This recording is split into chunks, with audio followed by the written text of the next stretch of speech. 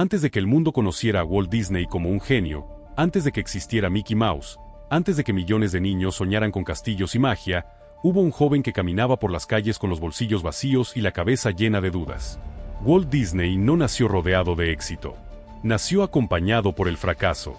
Su primera gran caída ocurrió cuando trabajaba en un pequeño periódico.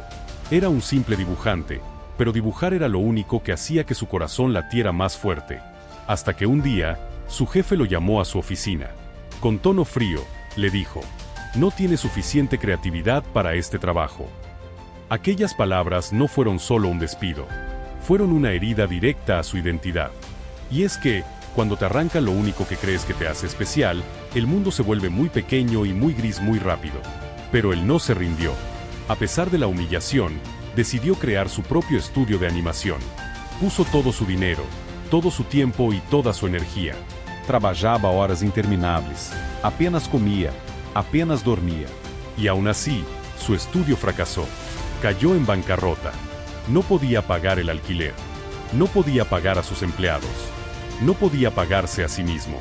Hubo noches en las que Walt dormía en el suelo de su oficina porque no tenía otro lugar donde quedarse. Comía latas baratas de comida y pan duro. Hubo días en los que pensó seriamente que quizás su destino no era crear. Que tal vez, todo lo que él veía como talento, solo era un autoengaño. Pero aquí es donde la historia se vuelve profundamente humana. Walt Disney siguió. No porque tuviera garantías, no porque tuviera apoyo.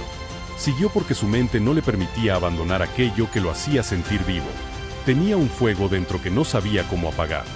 Y así, con más ilusión que recursos, creó a Oswald, uno de sus primeros personajes importantes. Oswald funcionó.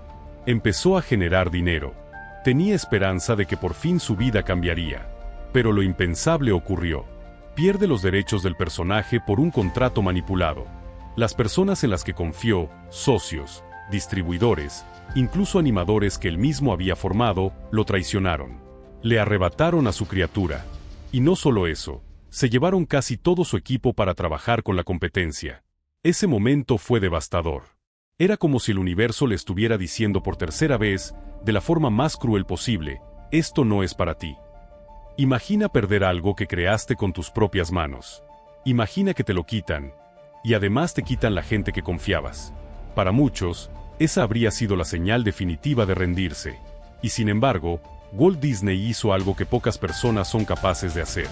Usó su dolor como materia prima. Se subió a un tren, con la cabeza llena de dudas, sin dinero, sin estudio, sin equipo, pero con un lápiz en la mano. Durante el viaje, para distraerse de la ansiedad, empezó a dibujar. Dibujó y borró. Dibujó y volvió a borrar. Hasta que apareció un pequeño ratón de nariz redonda y orejas grandes. Al principio lo llamó Mortimer. Su esposa le sugirió un nombre más cálido. Así nació Mickey Mouse. No nació en un estudio perfecto. Nació en un tren frío, con un hombre derrotado intentando no venirse abajo. Nació de un fracaso. Nació del dolor. Nació del rechazo, y esa es la parte que casi nadie conoce. El personaje más icónico de la historia de la animación nació cuando Walt estaba en su momento más bajo. Pero la historia no termina ahí. Durante años, Walt tuvo que seguir luchando contra otra sombra, su propia mente.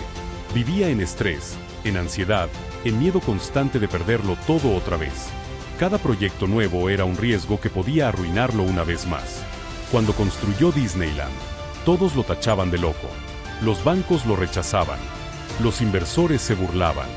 Pero él tenía una visión que otros no podían ver. Él veía un mundo que aún no existía.